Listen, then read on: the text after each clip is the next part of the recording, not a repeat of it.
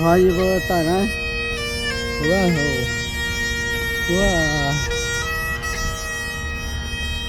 mình xin nhầm phải rồi bữa chẳng thảo ở đây thì bị chuyện hỏng đấy là chi hợp địa đây này toàn là san tao này tỏi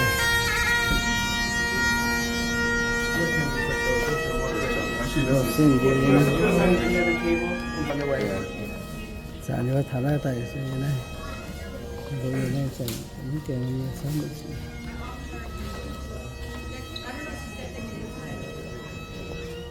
chả nhớ chiều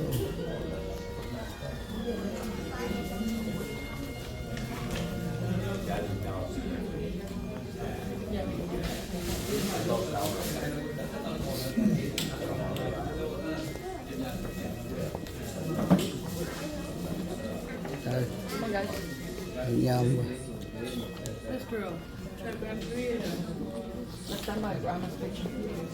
outside rồi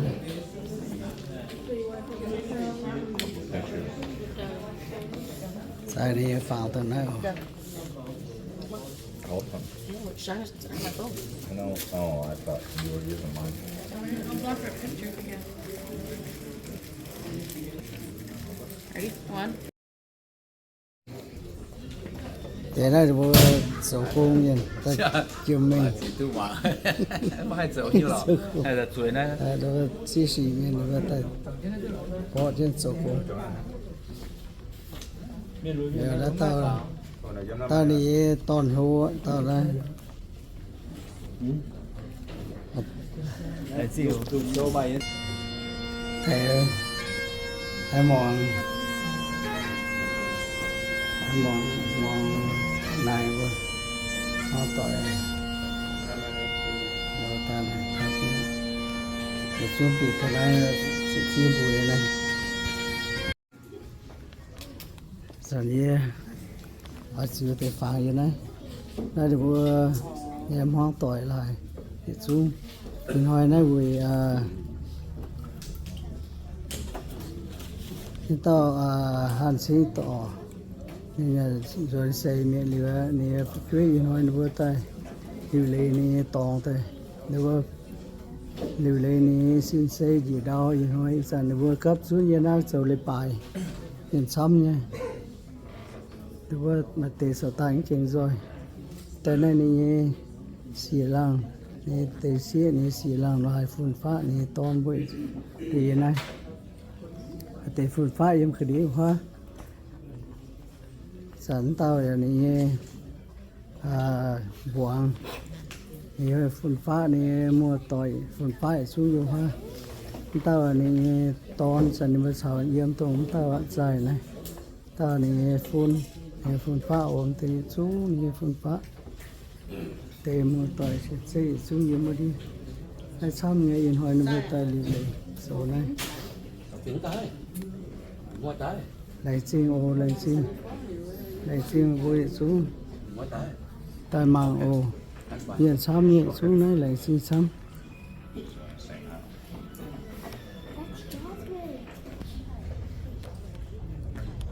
cái làm yếm đi phun mang đi kia thế này số con chuyện như này chuyện số con chuyện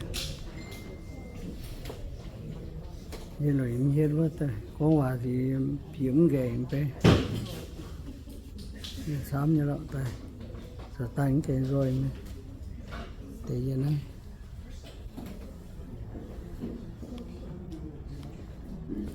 mà tay ở đi kiếm lô rồi đi hiện đẳng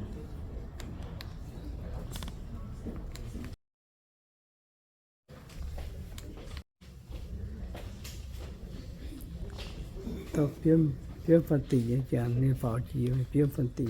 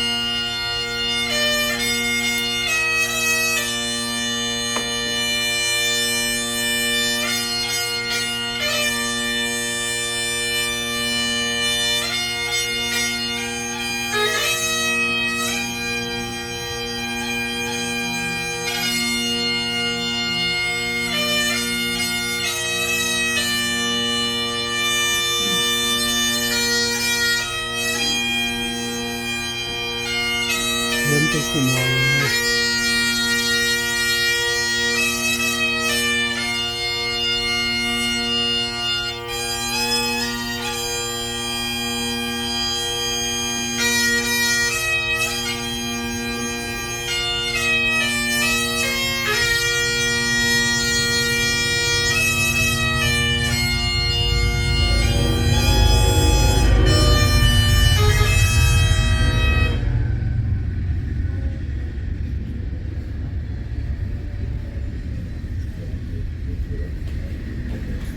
đại diện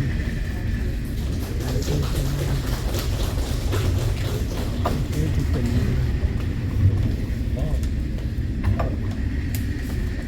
Good morning, everyone.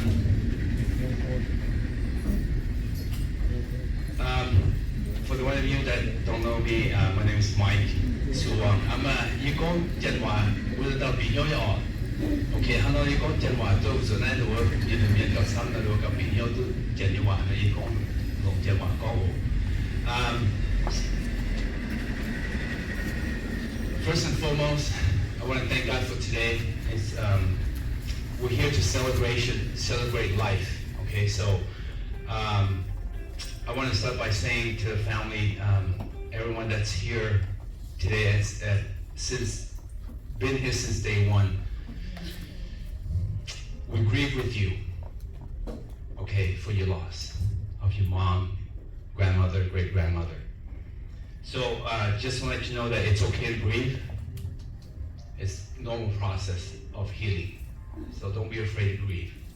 if you need to. So on behalf of the family, I want to thank each and every one of you for being here today,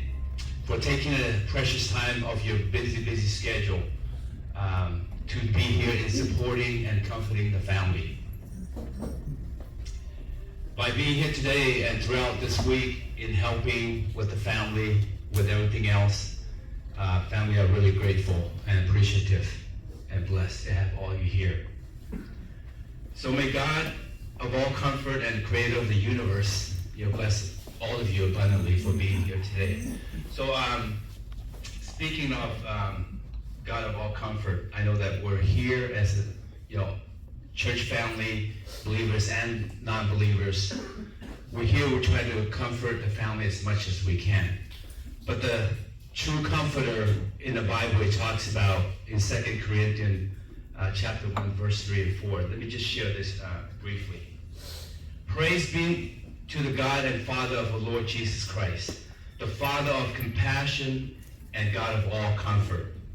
who comforts us in all our troubles, that we may be able to comfort those who are in any trouble, with the comfort with which we ourselves are comforted by God. So just know that by bringing comfort to the family and support, so we praise him for that today. So I want to encourage the family, everyone to rely on the promise that God has given. He's the source of all comfort. Okay? So he's here with you, he's grieving with you, he understands what you're going through, and he cares and he loves you very much. Because of his true mercy and compassion for all of us as human beings, as his created human beings. We learn from that, we thank him for that, and we learn that God comforts us and ourselves at the end. Second part is to comfort others as we go through our trials and tribulations and loss of our loved ones especially. So I want to encourage all of you and the family that depend and rely on Jesus Christ and a God of all comfort to comfort you today through your tough time. No matter what words we can express, the hurt is still going to be there. So we thank you for that. And just know that as believers of Jesus Christ, we take comfort in the fact that our separation from our loved one is temporary. So we continue to put our trust in God that we, through our Lord Jesus Christ, will be with our loved ones in God's presence one day. So thank you all for being here in this tough time. thanking the family for allowing us to be there, be here with you and supporting you in what we can. So in this time, I want to give this time to Yawan as he's going to lead us in praise and worship.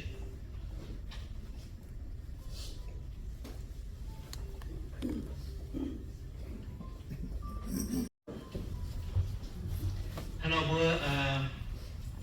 có bữa bảo dung để bữa tỏ chứ dung pha mà với bữa phồn phùng dung bữa kiểu nhiệt bé biết chúa làm kênh siêu sẽ bữa bữa có bữa hay ở đây là thôi thấy cái một cha bảo là bữa bảo dung họ Bám kênh chiếu xây phồn miền Khôn biểu yếm tăng bao năm Chúa thao chiang ngô yên dù lễ gọi này Tào tào biểu mãi đốt tài Bám kênh yếm mãi lâu Yeah, yeah, yeah, yeah, yeah, yeah, liu, yeah, mùa mai miên hài, yeah, liu, yeah, thiên tông của, bám kênh xây rồi nhẹ tông, thiên hồn xây tại thế miền, miền ngôn miền mai gia diện can tài xin tài dâm hoang xía tội y nói thù doang miền tây coi nhau xiên chiếu Giêsu diệu diệu lên tay yếm xiêm giang trà quầy ra vua Giêsu niệm mãi quên nhớ nay bám kênh san san bốn biên mãi sao xía to miền buông lo niệm can nhẹ nhiều mời can so nắng hải nhung thì lúc nào miền xa mai nam xin nam nhiều nam muôn sẽ con buông lo của nhiệt chiếu Giêsu nhiều diệu yeah liu bén on tao câu ôi bữa lang kiến thiên tông thì chân thiên là lành xin là chân yên ít thôi bữa giam nhân giam người giam bài bên hiếu của nhiều mà giàu tham nhân cái bữa dù bữa như bữa mà đó bữa phía qua phun sẽ chế nhân một tội xiên xế xuống kiểu ba tội mà tề dùng cô mà tề dùng phát tại cứ chọn kiến thì hoa nó vậy hành tội như xin ít thôi thì đúng ta chăm thôi thì ta chịu thì khi bữa bè hoa như muốn quảng hay nhiều ít thôi sẽ thảo nói bữa to như xin xây cháu rồi như bữa chiếu có gì bữa ba miền xin như chiếu lủng như năn tại biểu chỉ mì bữa bữa mai mẹ ta năng ít thôi chiếu chiếu hành tội như chia rồi thì tông nhà bà ni xin xây bữa rồi cháu rồi chiếu có yếm hải tại sự phụng rồi bữa nay hơi bữa chọn cái rồi đi bài xuống sao thì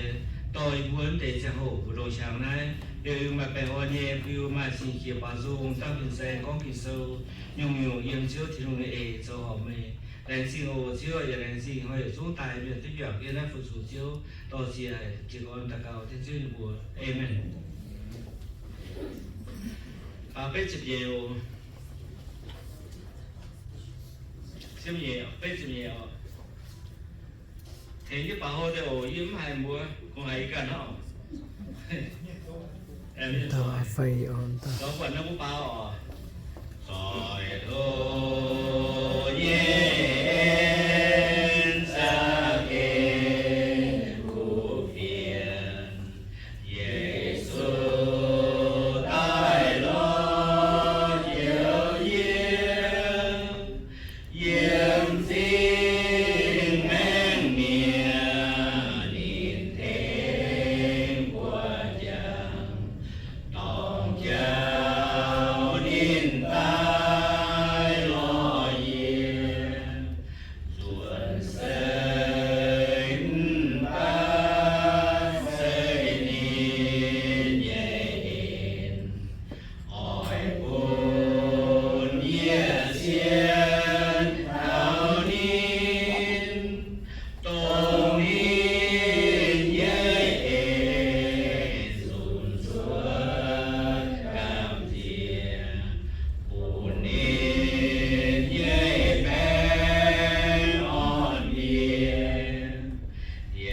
tiền nhảy châu xa kê quê hình nì ya có ye thảo nai ye thiên mai hiểu ca nhẹ chào nì ya oi khen thảo kèo yểm chiến thiên to tu chia xin nhàng cao giang làm chia bà nói ye em mai giang hồ thế sao địa so nam yểm chia con non bu bà chăng xeญี่ปุ่นเซลล์แต่ก็ตุ้เซลล์เราเบอร์เก่งกินชื่อจีบาโลเตโอที่ซุงนะหรือว่ามาเสียวข้องบัวร้อนหอมนอนยินสนั่นไม่ถือบัว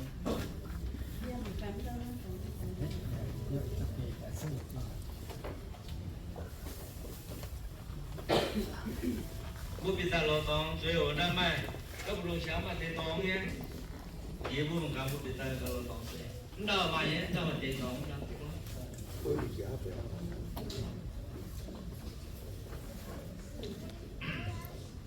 เราบนเราปล่อยผู้ป่าออกเวสุนัขสีปุ่นเซลโอเข็งที่หลงชาติเซลโอ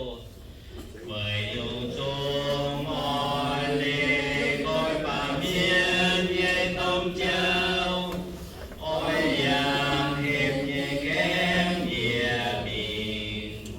เจียวเยี่ยมเจียบราชา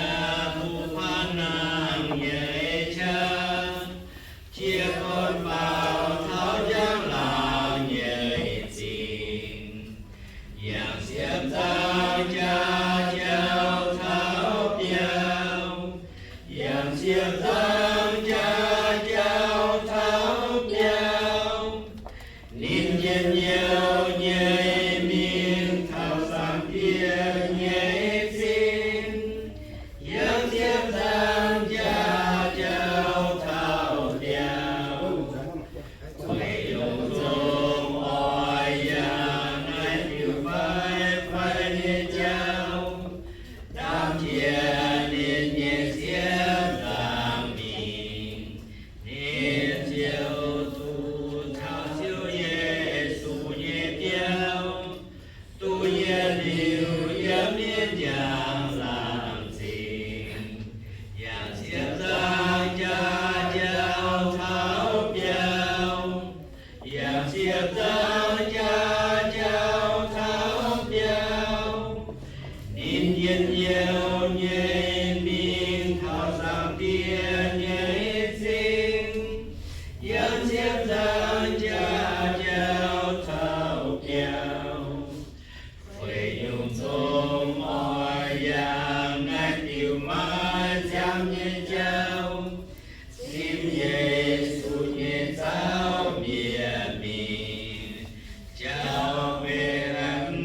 把酒天也埋下，害怕逃离也要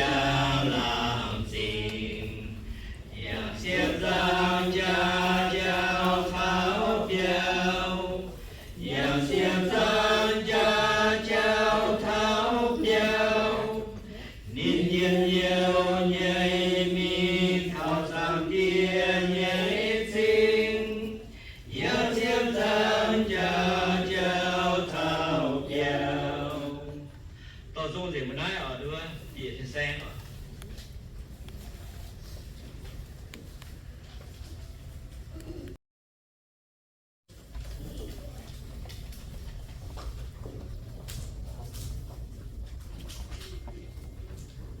I speak my own language,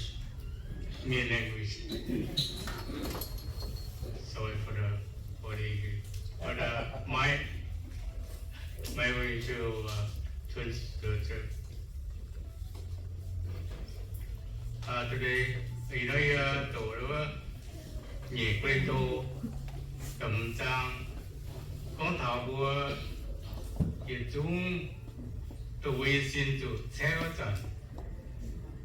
hàn tổ xe tổ chỉ tao ở ngoài thì nhìn cả lại ở ngoài tháo cả lại được chịu từ đi lên xe ở trận thì ở thiên tông thì đồng tiếp đi nhỉ là với sự miền cả thảo phong bùa mình tháo luôn là bùa mình tự đi mình hại không bùa mình tự mình hại là ý tổ UNESCO bùa một cầu kỳ long hay là gì hay vì siêu thị trường bùa nắm thảo bùa thị trường là luôn mình chỉ con bùa thị trường luôn bùa rồi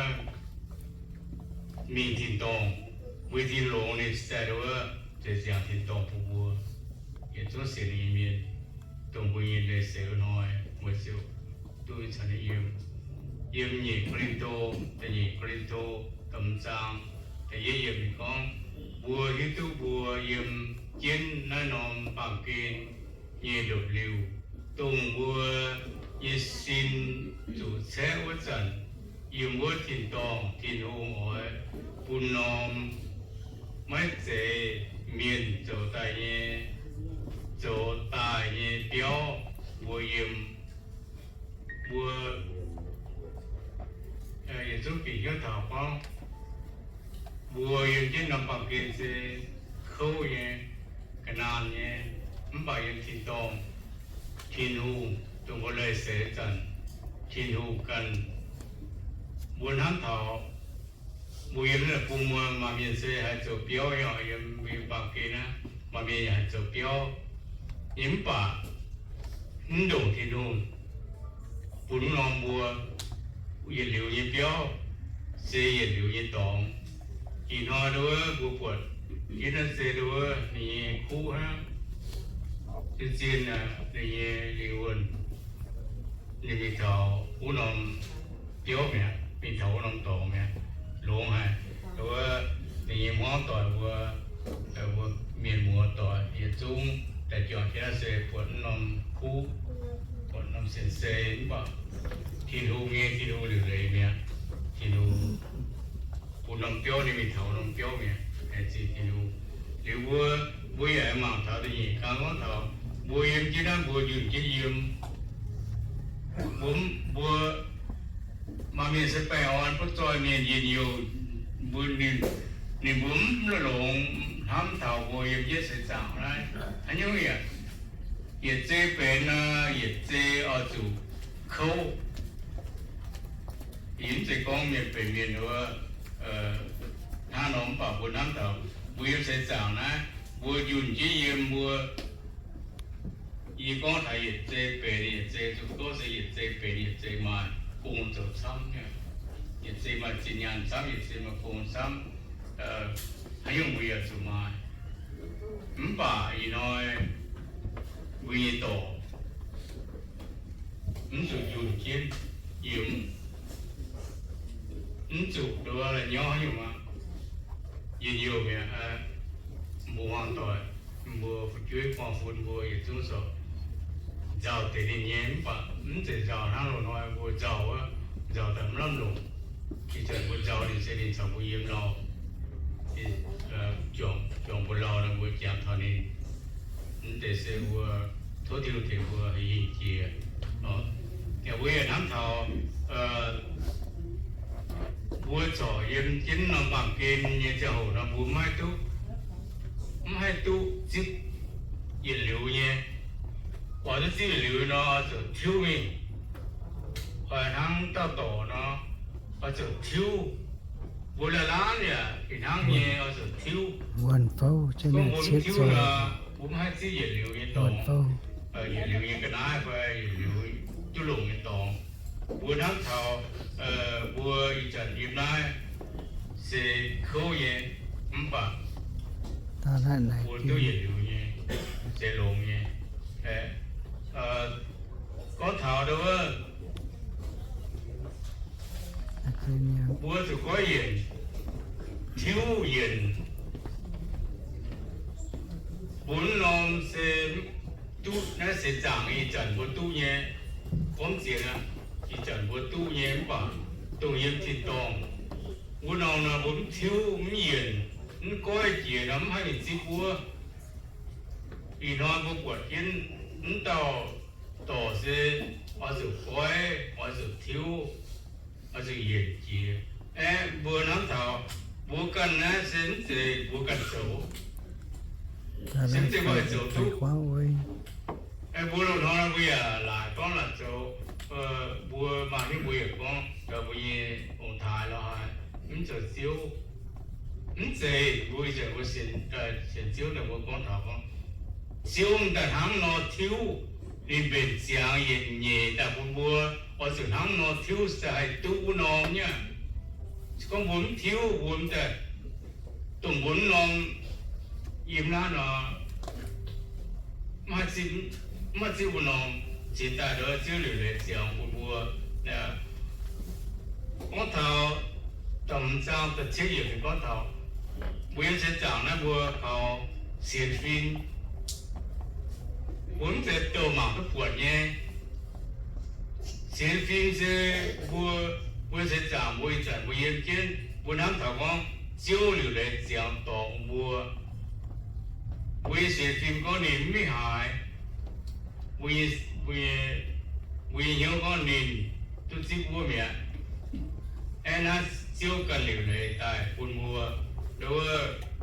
bố buôn tỷ nhau thì phải có bố buôn tỷ nhau bố buôn tỷ nhau có nên nhẹ xin phải mình sao siêu nhiều mua mẹ chỗ buôn hoàng tội buôn phát tội buôn tỷ nhau con thì nó vừa nó tăng phụ nữ xin nhẹ đó bạc liều sao siêu nhiều mẹ mùa lệ chỉ thì mùa ạ tháng mùa đầu nóiว่าmùa chụp bút tê nhỏ nhàn có thể dễ với cái này cháu hiện tại là bố sự ghen tê nhàn tắt đi được bén dễ đẹp cháu mai mà nhàn mà nhàn dễ mà nhàn chỉ chiều bây giờ mùa sẽ số tệ 4 tháng là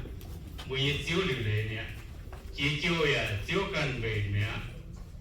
nhà nó chiếu cần về nè tiêu nên phút sáng vô cùng lồng xe phim xiên á rồi 4 tháng thảo con bây giờ chiếu kỳ lồng này để bây giờ chiếu nhiều chúng ta nói sẽ đại hội đi sẽ đi phụ đại hội đi phút phá thì món tỏi có liên con nên loại có liên con nên hoang tội thì vui muốn tội hiện chúng nắm thật ai mua yên sẽ chẳng có xem phim sẽ có tàu mua mạng thức quận nhé mó la mi là chủ yếm ni hiền yếm Giêsu ta siêu bằng kên ta siêu cả mà Giêsu phải mai in hỏi vui chúng nắm thắm chiều à có mà Giêsu nó ở chỗ mai ở chỗ Giêsu với chủ tầm sao là chỉ điều này con với chủ vua yết chúng ở chủ yếm Kitô nhé dầm hiền punin xiêm siêu tao miền yêu bằng kênh nhé cho như gì